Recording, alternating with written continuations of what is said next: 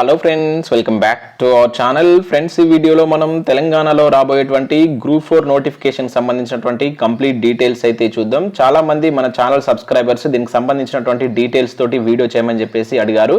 So దీనిలో complete details అయితే explain చేస్తాను. సో ఇంతకు ముందు నేను ఆల్రెడీ గ్రూప్ 1 అదేవిధంగా గ్రూప్ 2కి సంబంధించినటువంటి కంప్లీట్ డీటెయిల్స్ తోటి 2 వీడియోస్ చేశాను. సో ఆ ఇన్ఫర్మేషన్ కనుక ఎవరికైనా కావాలనుకుంటే ఆ వీడియోస్ యొక్క లింక్స్ అనేది కింద డిస్క్రిప్షన్లో ప్రొవైడ్ చేస్తాను. సో వాటిని కూడా మీరు చూడండి. అండ్ నెక్స్ట్ గ్రూప్ 3కి సంబంధించినటువంటి డీటెయిల్స్ కూడా అడుగుతున్నారు. సో దానికి సంబంధించి కూడా మీకు వీడియో కావాలనుకుంటే సో ఈ వీడియోని ఖచ్చితంగా లైక్ చేసి కింద కామెంట్ చేయండి. మీరు ఎక్కువ మంది లైక్ చేసి అండ్ ఎక్కువ కామెంట్స్ కనుక చేసినట్లయితే విత్ ఇన్ షార్ట్ టైంలో గ్రూప్ 3 నోటిఫికేషన్ సంబంధించినటువంటి కంప్లీట్ డీటెయిల్స్ తో కూడా మరొక వీడియో తోటి మీ ముందుకైతే రావడం జరుగుతుంది. సో దీనిలో మనం గ్రూప్ 4 నోటిఫికేషన్ సంబంధించినటువంటి కంప్లీట్ డీటెయిల్స్ అయితే చూద్దాం. సో మనకు నిన్న ఆల్రెడీ అసెంబ్లీలో కేసీఆర్ గారు అయితే ప్రకటన చేశారు. గ్రూప్స్ లో గ్రూప్ 1 కావచ్చు, గ్రూప్ 2, గ్రూప్ 3, గ్రూప్ 4లో ఎన్ని ఖాళీలు ఉన్నాయన్నటువంటి వివరాలతో మనకైతే రిలీజ్ చేయడం జరిగింది. మనకు గ్రూప్ 4 కింద 9168 పోస్టులు అయితే ఉన్నాయని చెప్పేసి ఆ పీడిఎఫ్ లో మనకైతే ఉండడం జరిగింది. అయితే నేను ఈ వీడియోలో మీకు ఏం ఎక్స్ప్లెయిన్ చేయబోతున్నానంటే, ఇక్కడ చూసినట్లయితే పోస్టుల యొక్క వివరాలు, నథింగ్ బట్ ఈ గ్రూప్ 4 నోటిఫికేషన్ కింద ఏ పోస్టులు ఉంటాయి అనేది చూద్దాం ఫస్ట్.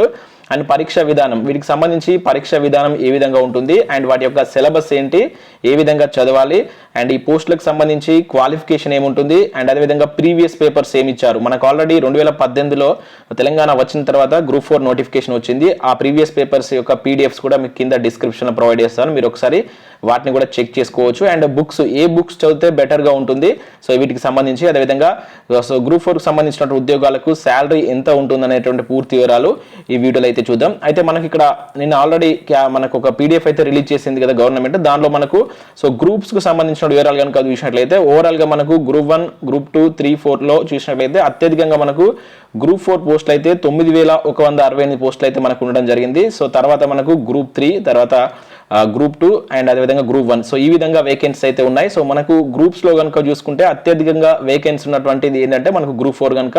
సో ఇక్కడ చాలా మంది దీనికి అప్లై చేసేటువంటి ఛాన్స్ ఉంటుంది. ఎందుకంటే ఈవెన్ కానిస్టేబుల్ ఎస్ఐ కంటే కూడా గ్రూప్ 4 నోటిఫికేషన్స్కి ఎక్కువ అప్లికేషన్ రావడానికి ఛాన్స్ ఉంటుంది. అక్కడ కానిస్టేబుల్ ఎస్ఐకి 18,000 పోస్టులు ఉన్నప్పటికీ దానికి కొంత ఏజ్ అనేది లిమిటెడ్గా ఏజ్ ఉంటుంది అండ్ దానికి ఫిజికల్ ఫిట్నెస్ టెస్ట్లు అనేవి ఉంటాయి కనుక తక్కువ మంది అప్లై చేసే ఛాన్స్ ఉంటుంది. ఇక్కడ గ్రూప్ 4 డిగ్రీ తోటి ఉంటుంది కనుక ప్రతి ఒక్కరు అప్లై చేస్తారు. ఏజ్ కూడా మనకు నిన్న ఏజ్ రిలాక్సేషన్ ఇచ్చారు కనుక ఎక్కువ అప్లికేషన్ వచ్చేటువంటి ఛాన్స్ ఉంటుంది. కాంపిటీషన్ కూడా ఎక్కువ ఉంటుంది కనుక సో మీరు ఇప్పటి నుంచే మీ యొక్క ప్రిపరేషన్ అనేది స్టార్ట్ చేయండి. ఫ్రెండ్స్, ఈ వివరాలకు సంబంధించి మనకు 2018లో నోటిఫికేషన్ రిలీజ్ అయింది కదా. సో దాన్ని ఒకసారి మీకైతే ఇక్కడ స్క్రీన్ పైన చూస్తాను. దాన్ని చూసుకుంటేనే ఎక్స్ప్లెయిన్ చేస్తాను. ఎందుకంటే మనకు 2018లో నోటిఫికేషన్ వచ్చింది కనుక మాక్సిమం ఆ వివరాలే మనకి ఈ నోటిఫికేషన్లో కూడా ఉండేటువంటి ఛాన్స్ ఎక్కువ ఉంటుంది కనుక ఒకసారి ఆ పీడిఎఫ్ అనేది ఒకసారి ఓపెన్ చేసి మీకు చూస్తూ ఎక్స్ప్లెయిన్ చేస్తాను. ఫ్రెండ్స్, ఇది మనకు 2018లో వచ్చినటువంటి గ్రూప్ 4 సర్వీస్ సంబంధించినటువంటి నోటిఫికేషన్ పీడిఎఫ్. సో దీనిలో మనకు అప్పుడు టోటల్గా ఎన్ని వేకెన్సీస్కి నోటిఫికేషన్ జారీ చేశారంటే 1521 వేకెన్సీస్ తోటి మనకు ప్రీవియస్లో 2018లో నోటిఫికేషన్ జారీ చేశారు. అయితే దీనిలో ఉన్నటువంటి పోస్టుల వివరాలు కనుక చూసుకున్నట్లయితే మనకు గ్రూప్ 4 కింద వచ్చే పోస్టులు ఇక్కడ చూడవచ్చు. జూనియర్ స్టెనో కావచ్చు, టైపిస్ట్, అదేవిధంగా జూనియర్ అసిస్టెంట్. సో ప్రధానంగా మనకు 3 రకాల ఉద్యోగాలు అయితే ఈ గ్రూప్ 4 సర్వీసెస్ కింద అయితే ఉంటాయి. అవి వివిధ డిపార్ట్మెంట్లో ఇక్కడ చూసినట్లయితే రెవెన్యూ డిపార్ట్మెంట్ కావచ్చు, పంచాయతీరాజ్ డిపార్ట్మెంట్ కావచ్చు, హోమ్ డిపార్ట్మెంట్ కావచ్చు, ఇంకా forest department, education department. So ఇట్లా వివిధ డిపార్ట్మెంట్లో ఉన్నటువంటి ఈ జూనియర్ అసిస్టెంట్ లెవెల్ పోస్టులు కావచ్చు, టైపిస్ట్ కావచ్చు, అదేవిధంగా ఇంకా వాటికి సంబంధించినటువంటి స్టెనో పోస్ట్ అనేవి వీటిలో ఉంటాయి. మనకు ఇప్పుడు నిన్న రిలీజ్ చేసినటువంటి దానిలో డిస్ట్రిక్ట్ క్యాడర్ పోస్టులు అని చెప్పేసి 39,000 ప్లస్ వేకెన్సీస్ ఉన్నాయి కదా. సో దానిలో ఇవి కూడా ఉంటాయి అన్నమాట. మనకి ఏదైతే డిస్ట్రిక్ట్ క్యాడర్ పోస్టులో 39,000 ఉన్నటువంటి దానిలో ఈ గ్రూప్ 4 పోస్టులకు సంబంధించిన వివరాలు కూడా ఆ వాటి కిందకి వస్తాయని చెప్పేసి మనం అయితే చూడవచ్చు. ఎందుకంటే జోనల్, మల్టీ జోనల్, అదేవిధంగా డిస్ట్రిక్ట్ వైజ్గా మనకు నిన్న వేకెన్సీ అయితే రిలీజ్ చేశారు. సో అట్లా మనం వాటిని చూసుకోవాల్సి ఉంటుంది. ఇవి పోస్టుల వివరాలు. సో ఇక్కడ వీటికి సంబంధించి ఏజ్ కనుక చూసినట్లయితే సో మనకు అప్పుడు లాస్ట్ 2018లో 18 నుంచి 44 సంవత్సరాలు ఏజ్ రిలాక్సేషన్ అయితే 44 సంవత్సరాలు అయితే ఇచ్చారు. సో ఇప్పుడు కూడా మనకు నిన్న కేసీఆర్ గారు ఆల్రెడీ ఈ వయో పరిమితి పెంచుతున్నట్లుగా మనకైతే నిన్ననే చెప్పడం జరిగింది. సో ఇప్పుడు కూడా 44 ఇయర్స్ వరకు అయితే ఓసీ అభ్యర్థులకు ఉంది. ఇక అదనంగా ఎస్సీ, ఎస్టీ, ఓబీసీ వాళ్ళకి కనుక చూసుకున్నట్లయితే 47 సంవత్సరాలు అంటే 5 సంవత్సరాలు ఎక్స్ట్రా ఇచ్చారు. సో 47 సంవత్సరాల వరకు అయితే అప్లై చేసుకునేటువంటి ఛాన్స్ అయితే ఉంది. సో ఇది మనకు ఈ ఇయర్ ఏజ్ రిలాక్సేషన్ సంబంధించి అయితే మళ్ళీ సేమ్ ఇదే విధంగా ఉండబోతుంది. ఇక శాలరీ కూడా ఇక్కడ లాస్ట్ టైం మనకు పే స్కేల్ కూడా ఇచ్చారు, కాకపోతే ఈ పే స్కేల్ అనేది ఇప్పుడు మారుతుంది, ఎందుకంటే లేటెస్ట్గా మనకు పిఆర్సీ వచ్చింది కనుక. సో అప్పుడు 16,400 నుంచి 49,000 ఉంది కనుక ఇప్పుడు దాదాపుగా మినిమం 25 నుంచి 30,000 వరకు మీకు స్టార్టింగ్ బేసిక్ శాలరీ ఉండేటువంటి ఛాన్స్ ఉంటుంది. చాలా మంచి శాలరీ అనుకోవచ్చు, చాలా మంచి ఉద్యోగాలు. సో మీ డిస్టిక్లో మీ సొంత జిల్లాలో ఉంటూ వీటికి మీరు జాబ్ చేసుకునేటువంటి ఛాన్స్ ఉంటుంది కనుక సో ప్రతి ఒక్కరు సీరియస్గా ప్రిపేర్ కాండి. ఇవి మనకు పోస్టుల వివరాలకు సంబంధించి. అండ్ నెక్స్ట్ వీటికి సంబంధించి ఎడ్యుకేషన్ క్వాలిఫికేషన్, ఇక్కడ అన్నిటికీ కామన్ గా డిగ్రీ అనేది ఉండాలి, కానీ ఇక్కడ కొన్ని టెక్నికల్ పోస్టులు ఏవైతే టైపిస్ట్ కావచ్చు, స్టెనో లాంటి పోస్టులకు విత్ డిగ్రీతో పాటుగా సో మన తెలంగాణ గవర్నమెంట్ కండక్ట్ చేసేటువంటి టెక్నికల్ ఎగ్జామ్ అయినటువంటి టైప్ రైటింగ్, అదేవిధంగా హయ్యర్ గ్రేడ్ సంబంధించినటువంటి ఆ సర్టిఫికేట్ అనేది ఉండాలి. ఉంటే ఇక్కడ స్టెనో కావచ్చు, జూనియర్ స్టెనో, అదేవిధంగా టైపిస్ట్ పోస్టులకు మీరు అప్లై చేసుకోవచ్చు. కొన్నిటికి ఇక్కడ మనకేంటంటే తెలుగు టైపింగ్ అడుగుతాడు, కొన్ని ఇంగ్లీష్ టైపింగ్ అడుగుతాడు. సో మనకి ఈ రోజు న్యూస్ పేపర్లో చూసినట్లయితే తెలంగాణ గవర్నమెంట్ నుంచి ఈ టైప్ రైటింగ్ అదేవిధంగా హైయర్ రైటింగ్ సంబంధించినటువంటి నోటిఫికేషన్ కూడా రిలీజ్ చేశారు. సో జూన్ ఆర్ జూలైలో వీటికి సంబంధించి ఎగ్జామ్ కూడా కండక్ట్ చేస్తున్నారు. ఇంట్రెస్ట్ ఉండి ఎవరికైనా టైప్ రైటింగ్ సర్టిఫికేట్ కావాలనుకున్న వాళ్ళు దానికి అప్లై చేసి ఆ ఎగ్జామ్ అయితే అటెండ్ చేయండి. సో ఆ టైప్ రైటింగ్ సర్టిఫికేట్ మీకు తెలంగాణ గవర్నమెంట్ పెట్టేటువంటి ఆ టైప్ రైటింగ్ సర్టిఫికేట్ ఉన్నట్లయితే ఈ పోస్టులకు మీరు అప్లై చేసుకోవచ్చు. ఇక కామన్ డిగ్రీ తోటి జూనియర్ అసిస్టెంట్ అనేది డిగ్రీ, మీరు ఏదైనా డిసిప్లిన్లో డిగ్రీ కనుక కంప్లీట్ చేసుకున్నట్లయితే వీటికి అప్లై చేసుకోవచ్చు. ఎటువంటి పర్సంటేజ్ అనేది అడగరు. మనకు క్వశ్చన్ పేపర్ కూడా తెలుగు లాంగ్వేజ్లో వస్తుంది. తెలుగు, హిందీ, ఉర్దూ లాంగ్వేజ్, 3 లాంగ్వేజ్లో మనకు తెలంగాణలో గ్రూప్స్కి సంబంధించినటువంటి ఏదైతే క్వశ్చన్ పేపర్స్ ఉంటాయి మనకు లాస్ట్ ఇయర్ కూడా సేమ్ అదే విధంగా అయితే ఉంది. ఇక ఏజ్ రిలాక్సేషన్ సంబంధించి మీకు ఇంతకుముందు చెప్పాను, సేమ్ మనకు పెంచినటువంటి ఏజ్ అనేది వర్తిస్తుంది. సో ఇక వీటికి సంబంధించినటువంటి సెలెక్షన్ ప్రాసెస్ కనుక తీసుకున్నట్లయితే సో ఇక్కడ మనకు సెలెక్షన్ ప్రాసెస్ అనేది మొదటగా రిటర్న్ టెస్ట్ అనేది కండక్ట్ చేస్తారు.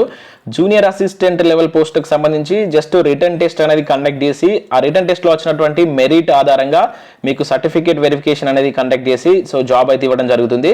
సో వాటికి సంబంధించి డైరెక్ట్గా ఒకటే టెస్ట్ ఉంటుంది, ఏది జూనియర్ అసిస్టెంట్ సంబంధించి మీరు ఎగ్జామ్లో వచ్చినటువంటి మెరిట్ ఆధారంగా సో మీ డాక్యుమెంట్ వెరిఫికేషన్ అయిపోయిన తర్వాత మీకు వచ్చిన మెరిట్ ఆధారంగా పోస్ట్ అయితే ఇవ్వడం జరుగుతుంది మీ రిజర్వేషన్ వైజ్గా.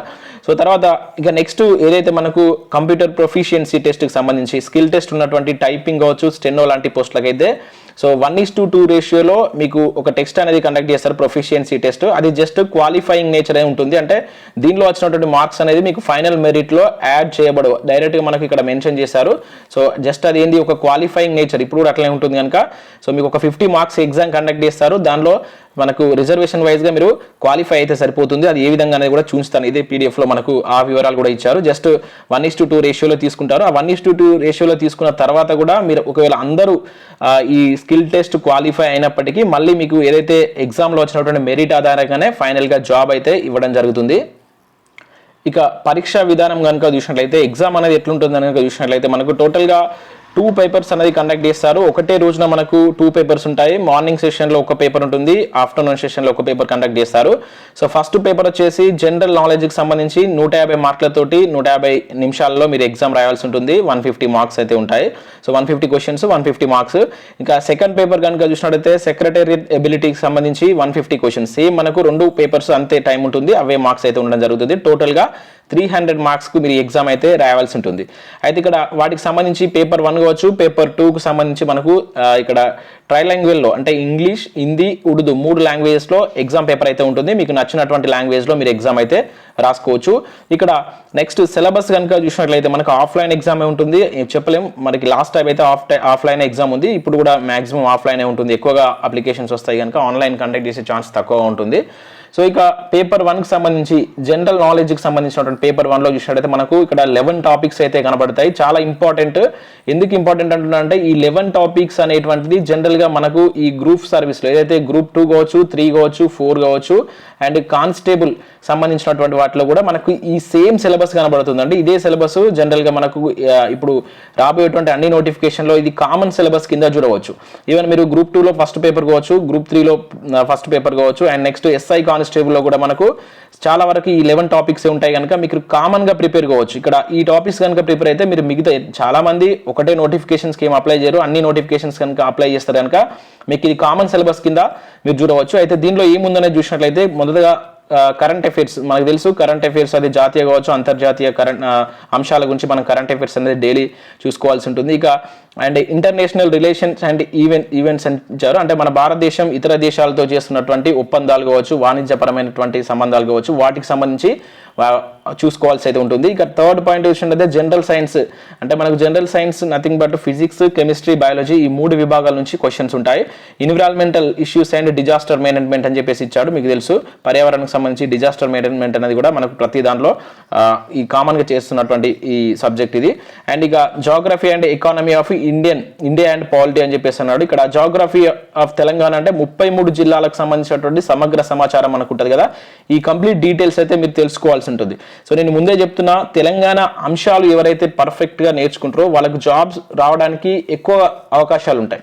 తెలంగాణ అంశాలు అంటే ఏంటంటే మనకు తెలంగాణకు సంబంధించినటువంటి 33 జిల్లాల యొక్క సమగ్ర సమాచారం కావచ్చు, తెలంగాణ హిస్టరీ కావచ్చు, తెలంగాణ ఉద్యమ చరిత్ర కావచ్చు, తెలంగాణ పాలిటీ కావచ్చు, తెలంగాణ ఎకానమీ కావచ్చు. సో పాలిటీ అంటే నథింగ్ బట్ ఇండియన్ ఎకానమీ సరిపోతుంది, తెలంగాణ ఎకానమీ కావచ్చు. సో ఈ తెలంగాణ అంశాలపైన కనుక మనకు గ్రిప్ ఉన్నట్లయితే రాబోయేటువంటి ప్రతి నోటిఫికేషన్లో మీరు మంచి స్కోర్ చేయడానికి ఛాన్స్ అయితే ఉంటుంది. కనుక మొదటగా మీరు వాటిపైన ఎక్కువగా కాన్సన్ట్రేట్ చేయండి, తర్వాత ఆర్థమెటిక్ రీజనింగ్ పైన ఎక్కువ మీరు దృష్టి సాధించినట్లయితే ఈ గ్రూప్ 4 లాంటి నోటిఫికేషన్ కావచ్చు, కానిస్టేబుల్ ఎస్ఐ లాంటి నోటిఫికేషన్ మీరు ఈజీగా సాధించే అవకాశం ఉంటుంది. ఇక నెక్స్ట్ 6th పాయింట్ కనుక చూసినట్లయితే ఇక్కడ ఇండియన్ కాన్స్టిట్యూషన్ మనకు రాజ్యాంగానికి సంబంధించి, మౌలిక రాజ్యాంగం సంబంధించి, రాజ్యాంగ పరిషత్కి సంబంధించినటువంటి డీటెయిల్స్ చూసుకోవాలి. ఇక 7వది Indian polity system and government, అంటే ఇక్కడ మన political system and government nothing but ఇక్కడ political system nothing but parliament కావచ్చు, మన అసెంబ్లీ కావచ్చు, దానిలో ఉండేటువంటి లోక్సభ కావచ్చు అండ్ రాజ్యసభ, అండ్ దానిలో ఉండేటువంటి స్పీకర్ అండ్ రాష్ట్రపతి, ప్రధానమంత్రి వీళ్ళ యొక్క అధికారాల విధుల గురించి మనం క్లియర్గా చూసుకోవాల్సి ఉంటుంది. ఇక modern Indian history with focus on Indian national movement, మనకు జాతీయోద్యమం 1857 జాతీయోద్యమం నుంచి స్టార్ట్ చేస్తే తర్వాత వచ్చేటువంటి గాంధీ యుగం కావచ్చు, అతివాదులు, మితవాదులు వాళ్ళ యొక్క బుక్స్ ఇవన్నీ చాలా చాలా ఇంపార్టెంట్. పర్సన్కి సంబంధించి మనకు సాంస్కృతిక పునర్జీవనం అని చెప్పేసి కనబడుతుంది, చాలా మంది పర్సన్స్ యొక్క బయోగ్రఫీ అందులో ఉంటుంది, అవి క్లియర్ కట్గా చదవాలి. And Indian national movement and అదేవిధంగా ఐఎన్సీకి సంబంధించినటువంటి సమావేశాలు ఇవి ఎక్కువగా మనకు ప్రీవియస్లో అడిగాడు, ఇవి అడగడానికి ఛాన్స్ ఉంటుంది. ఇక history of Telangana and Telangana movement, so మనకు తెలంగాణ హిస్టరీ ఇంతకుముందు చెప్పాను, తెలంగాణ మూమెంట్ కూడా ఉంది. ఇక నెక్స్ట్ సొసైటీ కల్చర్, మనకి ఏదైతే తెలంగాణ కల్చర్కి సంబంధించి, సొసైటీకి సంబంధించి, లిటరేచర్కి సంబంధించి కంప్లీట్ డీటెయిల్స్. ఇంకా policies of Telangana state, so రీసెంట్గా వచ్చినటువంటి తెలంగాణ స్టేట్ యొక్క పాలసీస్ కూడా చూసుకోవాల్సి ఉంటుంది.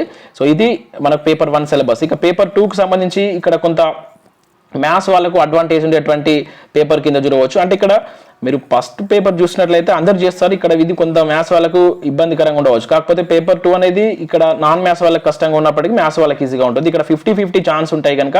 సో సెకండ్ పేపర్ మొత్తం ఇక్కడ చూసినట్లయితే మెంటల్ ఎబిలిటీకి సంబంధించి, లాజికల్ రీజనింగ్ సంబంధించి, కాంప్రహెన్షన్కి సంబంధించినటువంటి questions, and next passage rewriting కావచ్చు, ఆ సెంటెన్స్ మేకింగ్ సంబంధించి క్వశ్చన్స్ ఉంటాయి. ఇంకా న్యూమరికల్ అండ్ ఆర్థమెటికల్ ఎబిలిటీస్, అంటే ఆర్థమెటిక్ సంబంధించినటువంటి టాపిక్స్ అయితే ఉంటాయి. వీటి మీద మొత్తం 150 మార్క్స్ సెకండ్ పేపర్ అనేది ఉంటుంది. సో ఇక్కడ మీరు చాలా, అంటే ఇక్కడ ఆర్థమెటిక్ అండ్ రీజనింగ్ కనుక మీరు చదివేటప్పుడు ఏంటంటే ప్రతిరోజు వీటికి సంబంధించినటువంటి ఒక టాపిక్ అది మీ యొక్క ఎబిలిటీ, ఒక క్వశ్చన్ ప్రిపేర్ అవుతారా, ఒక టాపిక్ ప్రిపేర్ అవుతారు, దానికి సంబంధించి ఎక్కువగా మోడల్స్ అనేది మీరు ప్రాక్టీస్ చేసినట్లయితే ఈ పేపర్లో మీరు అత్యధికంగా స్కోర్ చేసేటువంటి ఛాన్స్ ఉంటుంది. ఎందుకంటే ఇది టైం బేస్డ్ అన్నమాట, ఇక్కడ స్పీడ్ అప్ అనేది చాలా అవసరం. ఈ నోటిఫికేషన్ సంబంధించి మీరు ఎంత స్పీడ్గా చేయగలుగుతారు అనేది, అక్కడ టైం అనేది సరిపోదు. ఎందుకంటే మ్యాథ్స్, రీజనింగ్ చాలా టైం వేస్ట్ అయ్యేటువంటి ప్యాటర్న్లో క్వశ్చన్స్ ఉంటాయి కనుక మీరు ఎక్కువగా కొంచెం స్పీడ్ అప్ ఉండాలి. సో దీనికి సంబంధించి మీరు ఒకటే డైలీ ప్రాక్టీస్ అనేది చాలా చాలా అవసరం అండి. ఎందుకంటే ఇక్కడ ఇది డిసైడింగ్ చేసేటువంటి పేపర్ కనుక మీరు ఇప్పటి నుంచే ప్రతిరోజు మ్యాథ్స్కి సంబంధించి, రీజనింగ్ సంబంధించి మీరు ఒక అంశాన్ని, ఒక టాపిక్ని పర్ఫెక్ట్గా నేర్చుకొని దానిపైన నెంబర్ ఆఫ్ సమ్స్ అనేటువంటిది, నెంబర్ ఆఫ్ బిట్స్ ప్రాక్టీస్ చేసినట్లయితే మీకు మంచి రిజల్ట్ వచ్చేటువంటి ఛాన్స్ అయితే ఉంటుంది. ఇక నెక్స్ట్ ఇక్కడ ఏదైతే ప్రొఫిషియన్సీ టెస్ట్కి సంబంధించి చెప్పాను కదా, 50 మార్కులు ఉంటుందని చెప్పేసి, మాక్సిమం 50 మార్కులు ఉంటుంది. 30 నిమిషాల్లో ఈ ఎగ్జామ్ అయితే కండక్ట్ చేస్తారు, ఏదైతే టైపింగ్ కావచ్చు, ఇంకా మనం ఏదైతే ఎల్డీసీ లాంటి పోస్టులకు సంబంధించి. సో దీనిలో మనకు minimum qualifying marks SC, ST, P H క్యాండిడేట్స్కు 15 రావాలి. ఇక బీసీ వాళ్ళకు 17.5, ఓసీ వాళ్ళకి 20. ఇది జస్ట్ క్వాలిఫైయింగ్ నేచర్ కింద చూస్తారు. వాటికి సంబంధించిన సిలబస్ కూడా మీరు ఇక్కడ చూడవచ్చు. ఇది ఈ ప్రొఫిషియన్సీ టెస్ట్కి సంబంధించిన సిలబస్. ఇది పార్ట్ ఏ నుంచి డి వరకు ఉన్నాయి. దానిలో మనకు ఎంఎస్ వర్డ్కి సంబంధించి 20 అండ్ ఎక్సెల్, ఓకేనా. సో పవర్ పాయింట్ ప్రజెంటేషన్ ఉంటుంది కదా, టేబుల్ గ్రాఫ్స్కి సంబంధించి ఒక 15 మార్క్స్ ఉంటుంది. ఇక preparation of power point presentation slides, MS power పాయింట్కి సంబంధించి, ఎంఎస్ ఎక్సెల్కి సంబంధించి, అండ్ అయితే ఇంకా నెక్స్ట్ ఈమెయిల్, ఓకేనా. ఈమెయిల్ సంబంధించి ఒక 5 మార్కులు ఉంటుంది. సో ఈ విధంగా 50 మార్క్స్కి మీకు ఈ ప్రొఫిషియన్సీ టెస్ట్ అనేది కండక్ట్ చేస్తారు. సో ఈ ప్రొఫిషియన్సీ టెస్ట్ జస్ట్ మీకు క్వాలిఫైయింగ్ చేస్తారు, మీకు ఆ ఎగ్జామ్లో వచ్చినటువంటి మార్క్స్ అనేటువంటి ఫైనల్గా ఉంటుంది. ఇక నెక్స్ట్ వీటికి సంబంధించి మీరు ఏ బుక్స్ తీసుకుంటే బాగుంటుంది అనేది చూద్దాం. సో బుక్స్కి సంబంధించి మనకు అక్కడ ఉన్నటువంటి సిలబస్ అనుగుణంగా నేనైతే బుక్స్ ఇస్తున్నాను. సో నాకు అవేర్నెస్ ఉన్నంత వరకు నేను చూసినటువంటి బుక్స్లో ఉన్నటువంటి మీకు అయితే ప్రిఫర్ చేస్తున్నాను. లేదు ఇవి కాకుండా మీకు ఇంకేమైనా బెస్ట్ బుక్స్ మార్కెట్లో కనుక ఉంటే వాటిని కూడా మీరు తీసుకోవచ్చు. సో నాకు తెలిసినంత వరకు అయితే చెప్తున్నాను. కొంతమందికి ఇదే బుక్ నచ్చాలని లేదు, బట్ ఇప్పటి వరకు ఉన్నటువంటి మార్కెట్లో ఉన్నటువంటి బుక్స్ గురించి అయితే చెప్తాను. సో రీజనింగ్ సంబంధించి సో మీకు తెలుసు ఆర్థమెటిక్ కావచ్చు, రీజనింగ్, ఈ రెండింటికి సంబంధించి ఇప్పటి వరకు మనకు మార్కెట్లో ఉన్నటువంటి బెస్ట్ బుక్ ఏంటంటే ఉందంటే అది RS Agarwal book. So RS Agarwal మీరు ఇంగ్లీష్ మీడియంలో దొరుకుతుంది, తెలుగు మీడియంలో దొరుకుతుంది. దీనిలో మీకు ఆర్థమెటిక్ ఉంటుంది, రీజనింగ్ సంబంధించినటువంటి మెంటల్ ఎబిలిటీకి సంబంధించినటువంటిది కూడా దొరుకుతుంది. 600 రూపీస్ ఏమో ఉంటుంది బుక్. అది 2 బుక్స్ దొరుకుతాయి, సపరేట్గా ఉంటాయి, ఇవి తీసుకోవచ్చు. లేదు అవి అక్కడ మీకు ఎందుకంటే ప్రాక్టీస్ చేయడానికి ఎక్కువగా క్వశ్చన్స్ ఇస్తాడు. లేదంటే ఇంకా ప్రైవేట్ ఆథర్స్ కనుక మీరు వెళ్దాం అనుకుంటే యూనిక్ పబ్లికేషన్ కావచ్చు, ఇట్లా కొన్ని.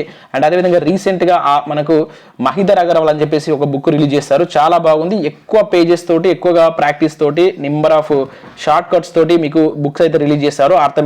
ఆర్థమెటిక్ సంబంధించి రీజనింగ్ బుక్ అనేది నెక్స్ట్ రిలీజ్ కాబోతుంది.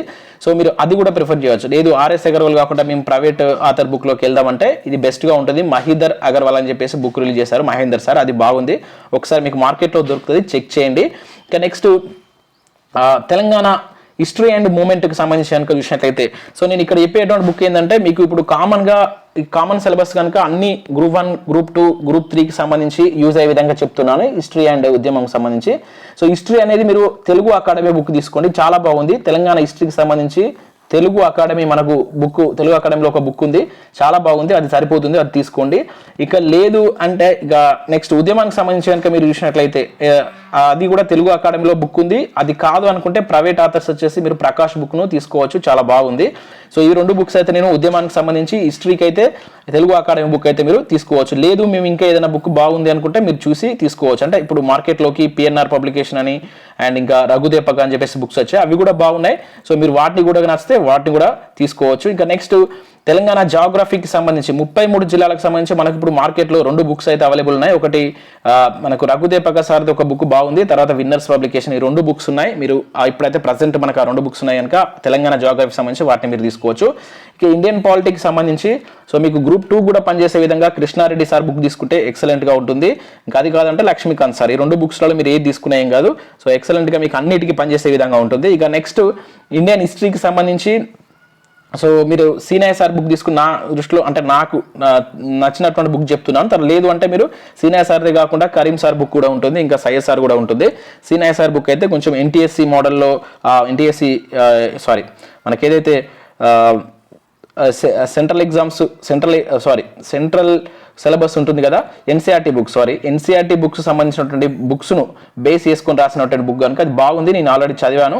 వీలైతే మీరు ఒకసారి దాన్ని చూసి నచ్చితే తీసుకోండి.